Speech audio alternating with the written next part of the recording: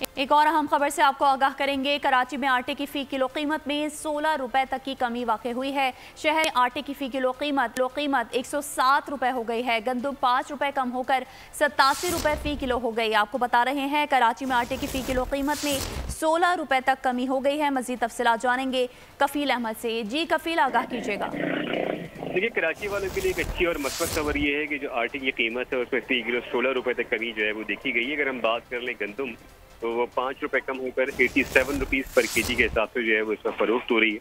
और शहर कायद में आटे की रेट कम होकर 106 रुपये फी किलो तक जो है वो आए हैं। कमिश्नर कराची ने रमज़ान में जो सरकारी कीमत आवेदन की थी उसके मुताबिक जो कीमत थी वो 123 रुपये मुकर्रर की गई थी। आटा सस्ता होने के बावजूद जो कमिश्नर कराची की जो बाकायदा नजरसानी लिस्ट है वो ताहाल जारी नहीं की गई है। मैं आपको बताऊँ कि जो चेयरमैन होलसेलर जो उनके मुताबिक इस वक्त जोड़िया बाजार में जो आटे की 50 किलो बोरी की कीमत है वो 5300 है। और इसमें अगर हम बात करें तो आटा और जो मैदा है उसकी कीमतों में कमी जो है कफील, आपका बहुत शुक्रिया। फाइन आटे की जो कमीशन